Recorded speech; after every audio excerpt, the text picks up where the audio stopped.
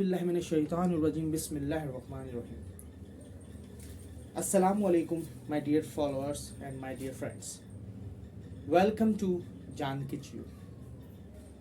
आज हम आप लोगों के साथ एक नई वीडियो, एक नई मोटिवेशन आप लोगों के साथ शेयर करना चाहेंगे, जिसके अंदर आज मैं अपना डेली रूटीन का ही एक वाकया आप लोगों के साथ शेयर करूंगा, जो कि बहुत मोटिवेटिव भी है और बहुत इंफॉर्मेटिव भी है, जो कि आजकल की जो सूरत हाल जो चल रही है उससे रिलेटेड भी है.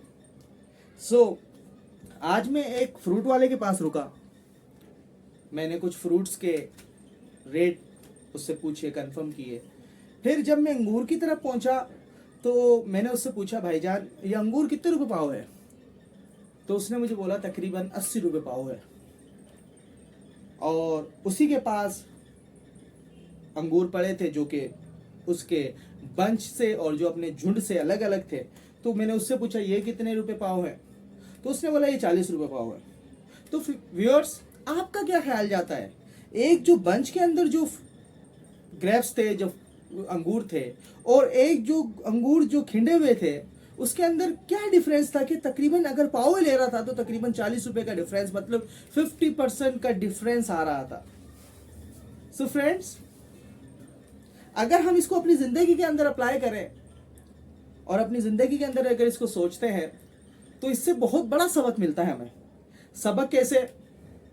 कि अगर जैसे कि अंगूर की मैं आपको एग्जांपल दूं कि अंगूर अगर बंच के अंदर है तो उसकी तादाद या उसकी जो क्वालिटी है वो मेंटेन्ड है, और वो अपनी रेट और अपने जो मोटिवेशन है, जो अपनी जो उसकी जो परफेक्शन है वो शो करा रहा है.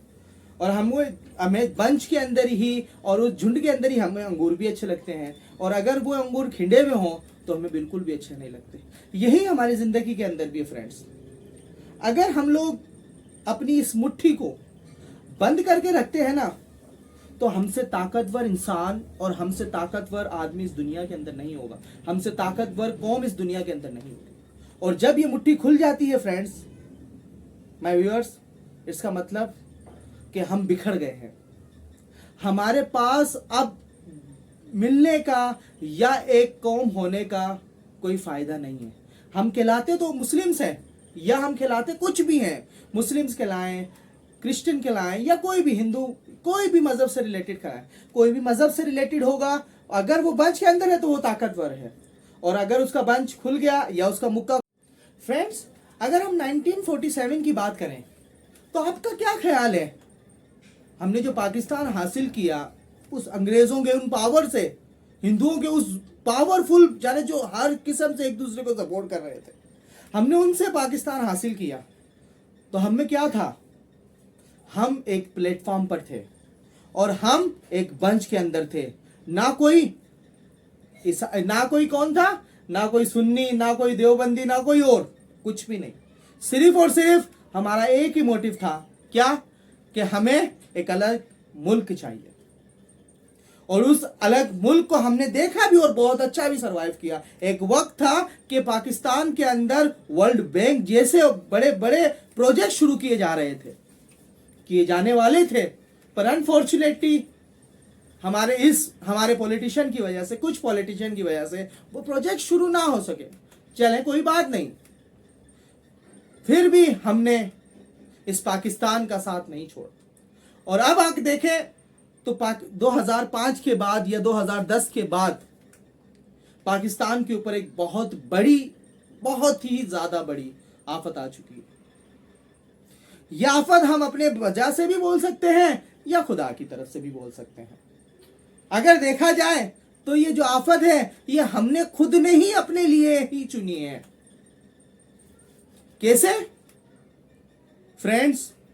जैसे कि अगर देख सकते हैं हमारे सिंध के अंदर, अगर आप देखें तो हजारों एकड़ जमीन हम कुछ पॉलिटिशियनों ने अपनी जमीन बचाने के चक्कर में हजारों एकड़ जमीन को तबाह बर्बाद कर दिया. चलो जमीन तो तबाह बर्बाद कर दी, लेकिन उन तकरीबन 20 से 22 लाख या 15 से 20 लाख जो लोग बेघर हुए हैं, उनका जवाब देने वाला कौन है? और हम जाते हैं उनकी मदद करने के लिए 50-50 रुपए देने। क्या उनकी औकात 50 रुपए वाली है? सोचिए जरूर। तो मैं अपने उसी टॉपिक पर आ जाता हूं दोबारा कि ग्रेप्स की बात कर रहा था कि जब ग्रेप्स अपने इस बंच में होते हैं, अपने जाने एक पूरी उसके अंदर होते हैं, अपने बंच के अंदर कॉम्बिनेशन होती है उसके अंदर, तो खूबसूरत होता है और उसके रेट भी ज्यादा होते हैं। और जब अंगूर बिखरे हुए होते हैं, खिंडे हुए होते हैं, तो उनकी तादाद और उनकी वैल्यू नहीं होती। ऐसे ही हम लोगों के अंदर है। इंसान या मुसलमान या हिंदू या क्रिश्चियन या कोई भी बात करें, हम सब बिखर चुके हैं।